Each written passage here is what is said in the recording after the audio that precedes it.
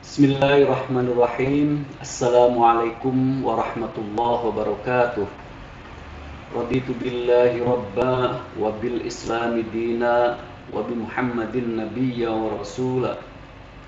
Rekan-rekan para mahasiswa yang saya hormati, pada pertemuan kali ini kita akan memulai kegiatan perkuliahan untuk mata kuliah statistik pendidikan. Salah satu mata kuliah yang bertujuan untuk membekali mahasiswa agar memiliki kemampuan mengumpulkan, mengorganisasikan, mengolah, menganalisis, dan menyajikan data-data numerik sehingga data-data bisa disajikan kepada komunitas para penggunanya. Dan mengawali kegiatan perkuliahan mata kuliah statistik pendidikan ini, kita akan mendiskusikan terlebih dahulu konsep dasar statistik, dan kita akan mendiskusikan pengertian atau definisi statistik menurut definisi yang populer. Dan tentu saja kita memahami bahwa statistik itu didefinisikan secara berbeda tergantung pada sudut pandang orang yang memahami dan menggunakan statistik tersebut. Nah, di sini saya akan menggunakan salah satu definisi yang cukup populer bahwa statistik adalah cabang matematika yang berurusan dengan pengumpulan, pengorganisasian, analisis dan penyajian data-data penelitian. Atau statistik adalah cabang matematika yang terkait dengan aplikasi metode sains bidang pengumpulan, pengorganisasian, presentasi, dan analisis data numerik. Ini salah satu definisi statistik yang cukup populer, meskipun definisi ini tentu saja mengandung atau bisa diperdebatkan. Ini definisi yang berasal dari Dodge yang menyebutkan bahwa statistik is a branch of mathematics dealing with data collection, organization, analysis, interpretation, and presentation. Nah, mengapa definisi ini bisa diperdebatkan? Pertama, karena hubungan subordinatif antara statistik dengan matematika. Kita tahu dalam filsafat ilmu misalnya, itu dikenal setidaknya ada dua jenis penalaran, meskipun kemudian ada penalaran yang berikutnya. Jenis penalaran yang pertama adalah deduktif dan yang kedua adalah induktif. Ya, belakangan kita mengenal ada jenis penalaran aduktif. Penalaran deduktif atau membuat kesimpulan dari premis-premis yang umum menuju kepada premis-premis yang khusus. Atau penalaran deduktif adalah jenis penalaran yang berupaya mengambil kesimpulan dari yang umum menuju kepada yang khusus. Sedangkan penalaran induktif adalah jenis penalaran yang berupaya untuk membuat kesimpulan umum dari fakta-fakta yang spesifik dengan cara membuat generalisasi dari kasus-kasus yang spesifik. Dan penalaran deduktif itu memiliki instrumen atau metode yang sangat handal, dan metode ini adalah disiplin matematika itu sendiri. Jadi matematika adalah instrumen untuk bernalar secara deduktif yang paling handal. Selain tentu saja ada logika dan sebagainya, silogisme. Tapi matematika adalah instrumen bernalar secara deduktif yang paling handal. Sedangkan statistik itu kerap disebut sebagai instrumen bernalar secara induktif, dan ini adalah yang paling handal. Jadi dengan demikian maka matematika adalah alat untuk bernalar secara deduktif, sedangkan statistik adalah alat untuk bernalar secara induktif. Dengan demikian maka sesungguhnya hubungan antara matematik dan statistik itu tidak subordinatif, keduanya setara. Ya, lalu mengapa statistik disebut sebagai cabang dari matematika? ini hampir bisa dipastikan terkait dengan ini hampir bisa dipastikan karena matematika adalah disiplin ilmu yang lebih dahulu muncul dan berkembang di kalangan para filosof Yunani. Baru kemudian statistik berkembang setelah metode sains diperkenalkan. Jadi karena secara kronologis matematika terlahir lebih dahulu, dan memang rasionalisme itu mendahului empirisme, matematika mendahului statistika, maka kemudian orang menyebut statistik sebagai cabang dari matematika. Juga karena statistik itu sebagian besar menggunakan rumus-rumus matematis. Itulah mengapa statistik kerap disebut sebagai cabang matematik. Tapi sekali lagi ini masih bisa diperdebatkan. Lalu apa statistik pendidikan? Statistik pendidikan adalah statistik yang digunakan dalam bidang pendidikan yang bertujuan untuk memecahkan masalah-masalah pendidikan. Atau statistik pendidikan adalah penerapan ilmu statistik dalam bidang pendidikan dengan tujuan untuk memecahkan masalah-masalah pendidikan. Masalah-masalah pendidikan yang dipecahkan bisa jadi masalah-masalah yang terkait dengan masalah pendidikan yang bersifat teoritis, yang bersifat akademis, yang bersifat ilmiah. Itu yang terkait dengan teori-teori pendidikan, yang terkait dengan strategi pendidikan, yang terkait dengan model-model pendidikan dan seterusnya.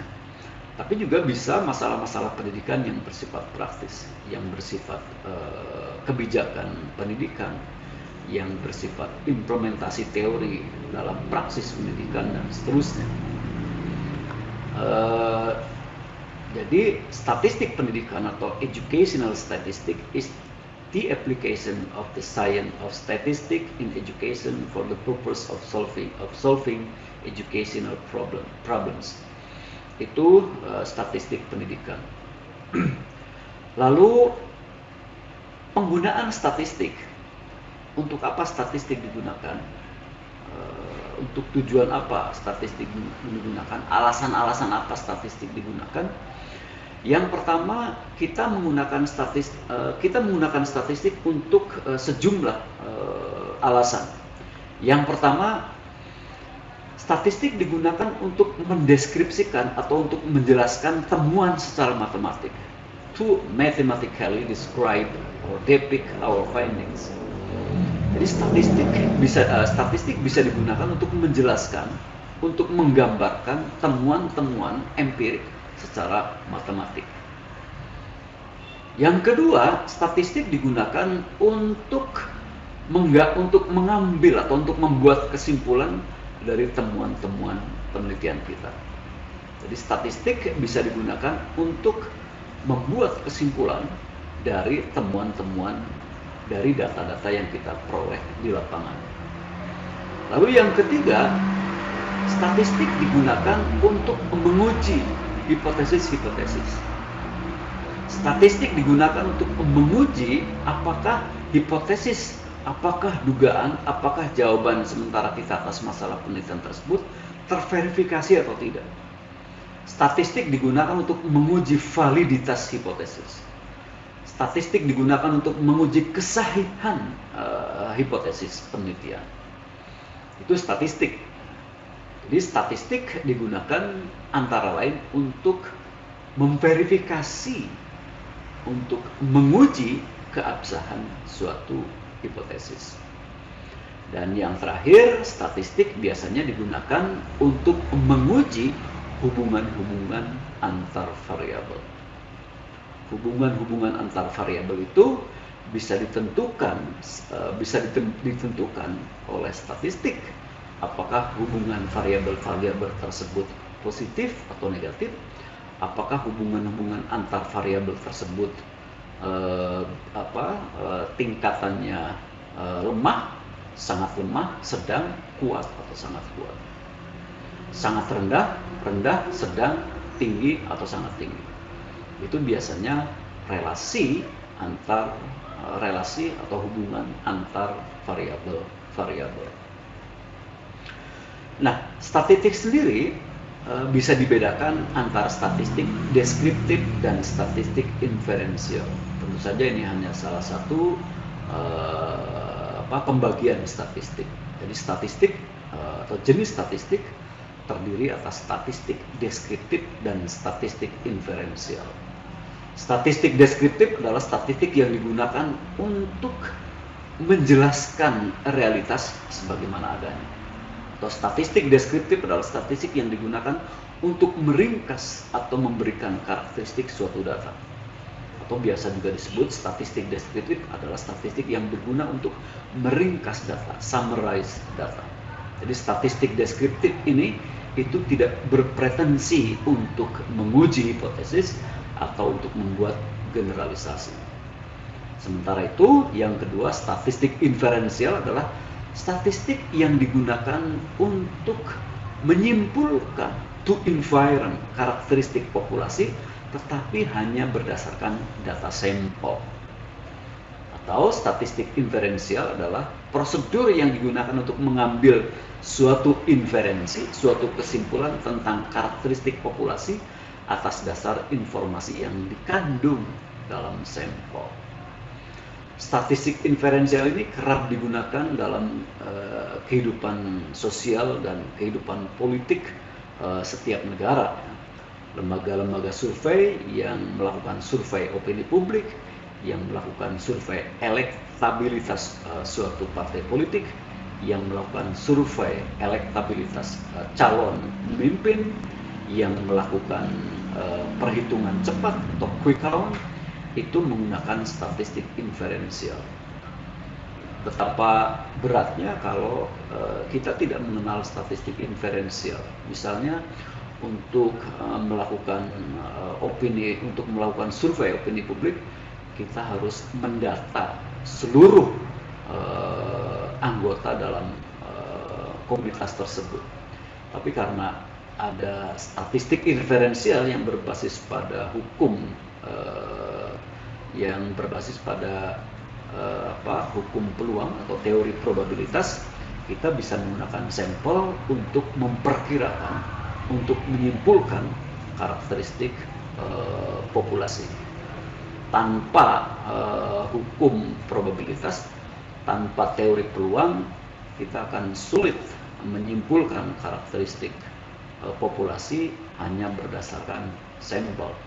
Tentu saja sampel yang digunakan harus sampel yang merepresentasikan populasi. Sehingga untuk bisa memperoleh sampel yang merepresentasikan populasi atau sampel yang representatif, kita dituntut untuk menggunakan kaidah-kaidah atau cara-cara pengambilan sampel yang benar, dan yang pasti sampel tersebut harus diambil dengan menggunakan harus sampel yang probabilistik, harus sampel yang diambil secara random, secara acak. Nah, statistik meskipun berguna dalam kehidupan sosial kita, apalagi dalam disiplin pendidikan, termasuk di dalamnya untuk melakukan survei, untuk menyimpulkan karakteristik populasi, untuk menyimpulkan data, akan tetapi statistik hanya bermanfaat apabila sejumlah prasyarat terpenuhi. Yang pertama, statistik hanya bermanfaat apabila kita menggunakan statistik untuk tujuan-tujuan yang baik. Statistik hanya bermanfaat kalau statistik digunakan untuk kebaikan. Statistik itu sering diibaratkan sebagai pedang bermata dua. Dia bisa digunakan untuk kepentingan, untuk kemaslahatan umum, tapi statistik juga bisa digunakan untuk tujuan-tujuan yang tidak baik. Kita mengenal ada istilah cheating with statistic, menipu dengan statistik. Statistik digunakan untuk mengelabui publik, statistik digunakan untuk menyembunyikan kegagalan penguasa misalnya. Statistik digunakan untuk kepentingan tertentu, untuk mengarahkan opini, untuk mengarahkan suara publik dan seterusnya. Itu adalah statistik yang syarat dengan kepentingan. Oleh karena itu, statistik hanya bermanfaat apabila statistik digunakan untuk tujuan baik. Yang kedua, kita harus memastikan bahwa data yang kita peroleh adalah data yang valid dan data yang reliable. Kita harus memastikan bahwa data kita itu sahih, bahwa data kita itu adalah data yang reliable atau handal. Bagaimana bagaimana kita bisa memperoleh data yang valid? Tentu saja terdapat banyak variabel yang menentukan validitas suatu data. Antara lain misalnya data tersebut harus dikumpulkan dengan menggunakan instrumen yang valid. Instrumen yang valid adalah instrumen yang betul-betul bisa mengukur objek yang hendak diukur. Dan instrumen yang valid biasanya diperoleh melalui pengujian validitas instrumen. Jadi instrumen yang valid atau instrumen yang betul-betul bisa mengukur objek yang diukur itu adalah instrumen yang sebelumnya sudah dilakukan uji validitas terlebih dahulu. Dan statistik menyajikan perangkat untuk menguji validitas instrumen. Tentu saja validitasnya juga cukup banyak yang diuji. Ya, ada validitas konstruk, ada validitas isi dan seterusnya.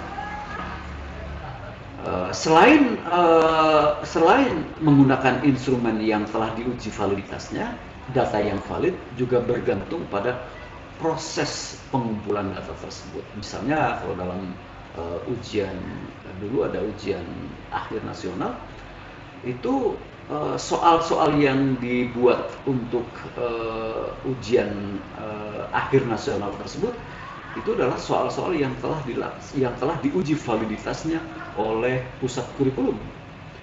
Tetapi ketika para siswa mengisi soal-soal tersebut, bisa saja terjadi bisa jadi terjadi sesuatu yang menyebabkan data tidak valid. Misalnya para siswa diberitahu jawabannya, kemudian para siswa nyontek kanan dan kiri dan seterusnya. Misalnya, itu menyebabkan data yang diperoleh menjadi tidak valid.